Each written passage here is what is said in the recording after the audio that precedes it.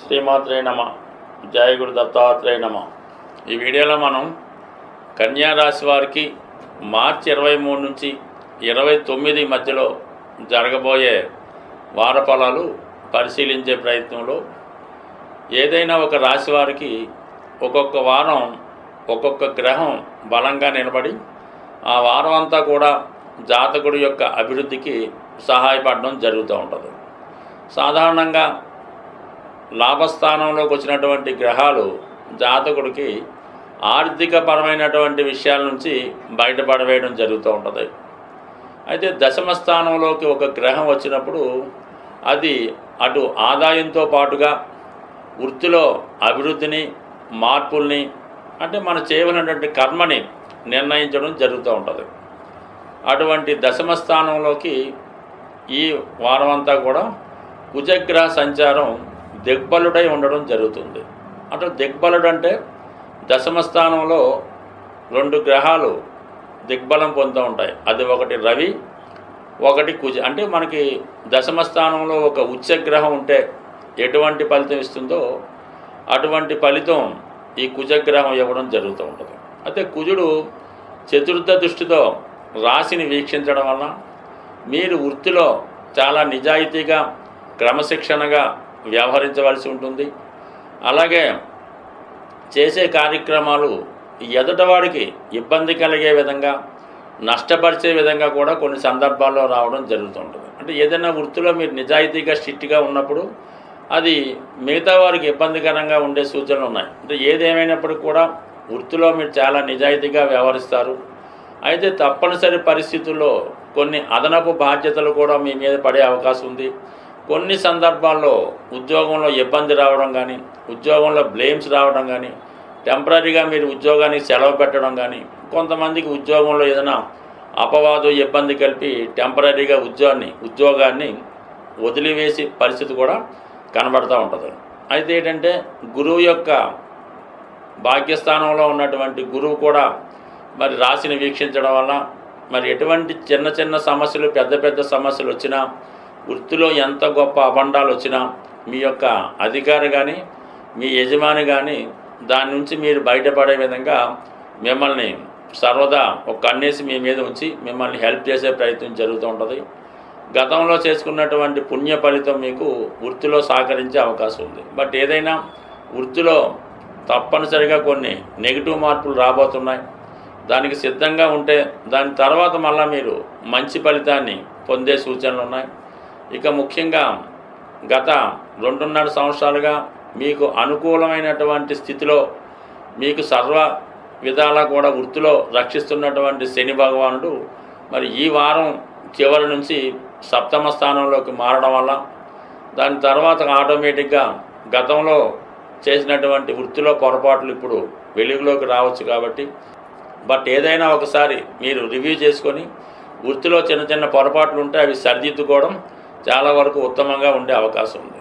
అయితే కొన్ని విషయాల్లో శుక్రుడు ధన భాగ్యాధిపతిగా సప్తమ స్థాన సంచారం వల్ల సప్తమ భాగ్యాధిపతుల యొక్క పరివర్తన, ముఖ్యంగా శుక్రుడు వక్రగమన స్థితి, ఇవన్నీ ఈ రాశి వారికి వివాహ విషయంలో ఒక గొప్ప మార్పు రావడం జరుగుతూ ఉంటుంది. అప్పటి వరకు మీరు అనుకున్నటువంటి వివాహం కాకుండా సడన్గా అమ్మాయి కానీ అబ్బాయి కానీ మారి మీ వివాహం అయితే అనుకున్న టైంకి జరుగుతుంది.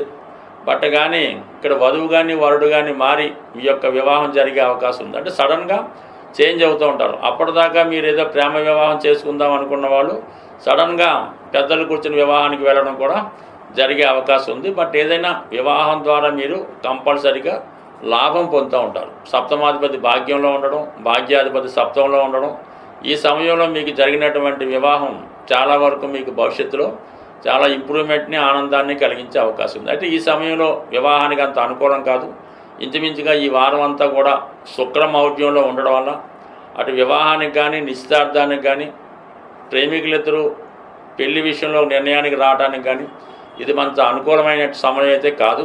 పరస్పరంగా జాతకంలో ఇండికేషన్. బట్ ఎనీహో మళ్ళీ ఉగాది తర్వాత మరి ఈ వివాహ ప్రయత్నాలు, ఈ ఒప్పందాలు లాంటివి చేసుకుంటే అవి ఎటువంటి ఆటంకాలు రాకుండా ఉండే అవకాశం ఉంది. కాబట్టి ఈ గ్రహస్థితి మీకు ఉగాది తర్వాత కూడా కొంతకాలం కంటిన్యూ అవుతుంది. కాబట్టి ఏదైనా వివాహ విషయంలో ముఖ్యమైన నిర్ణయాలు ఒప్పందాలు మరి ఉగాది తర్వాత తీసుకుంటే మంచిది.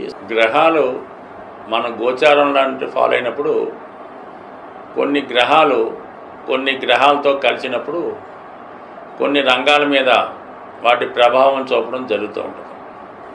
మరి ఇప్పుడు ఏమైందంటే శుక్రుడు ధనకారకుడు, అన్ని సంపదలకి కారణం అవుతూ ఉంటాడు. అటువంటి శుక్రుడు రాహుగ్రహంతో కలియడం వల్ల ఇంచుమించుగా అన్ని రాశుల వారికి విపరీతమైనటువంటి ఫైనాన్షియల్ స్ట్రగుల్ ఏర్పడడం జరుగుతూ ఉంటుంది. అలాగే సొసైటీలో బాగా నేమ్ కలిగినటువంటి స్త్రీలకి కొన్ని అపవాదాలు కానీ అనారోగ్య సమస్యలు కానీ కనబడుతూ ఉంటాయి. అసహనంగా వాళ్ళు కొంత ఫీల్ అవుతూ ఉంటారు. కొంత మీద ఒక విధమైనటువంటి నిందలు అపవాదులు కూడా రావడం జరుగుతుంటుంది. ఏదన్నా ఒక స్త్రీ సమాజంలో బాగా పైకి ఎదిగినప్పుడు కామన్గా దాని మీద బురద జల్లే ప్రయత్నం చేస్తూ ఉంటారు. ఈ రాహు శుక్రుడు కలియడం వల్ల ఈ సెలబ్రిటీ రంగానికి చెందినటువంటి అంటే ఎవరికాలే గొప్పవాళ్ళు ఉంటారు, బట్ ఎవరికాలే గొప్పగా ఊహించుకుంటూ ఉంటారు. అటువంటి వారికి ఏదో విధమైనటువంటి నిందలు అపవాదులు జరిగే అవకాశం ఉంది. ఎక్కువగా భార్యాభర్తల మధ్య కానీ కుటుంబ సభ్యుల మధ్య కొన్ని అపోహలు అపనిందలు ఇలాంటివి వచ్చే అవకాశం ఉంది. కాబట్టి దాని పరిహారం నిమిత్తం ఏం చేయాలంటే ఏదైనా రాహుగ్రహానికి పరిహారం అన్నది చాలా సులభంగా చేసుకోవచ్చు.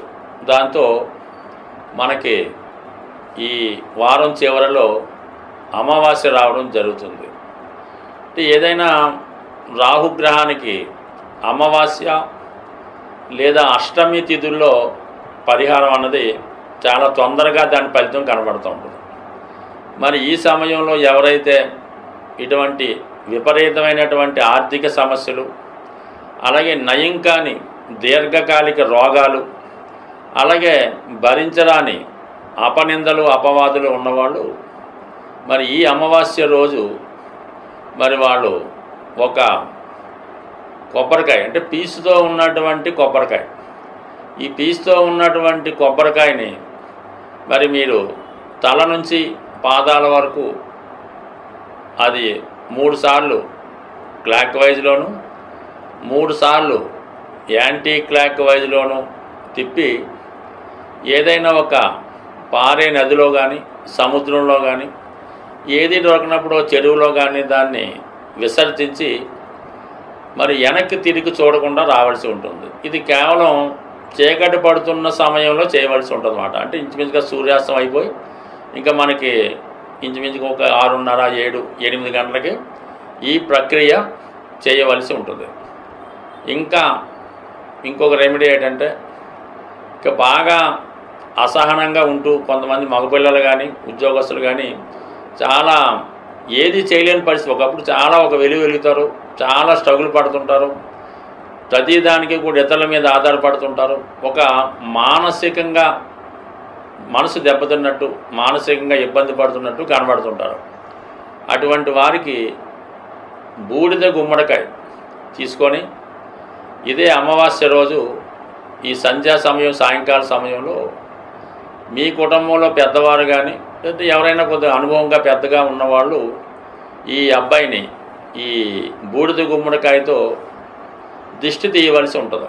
అంటే రైట్ సైడ్ 3 సార్లు, అలాగా యాంటీ క్లాక్ వైజ్లో 3 సార్లు చక్కగా దిష్టి తీసి దాన్ని చక్కగా బ్రేక్ చేయవలసి ఉంటుంది. బ్రేక్ చేసి ఎవరింటికి రావడం జరుగుతుంది.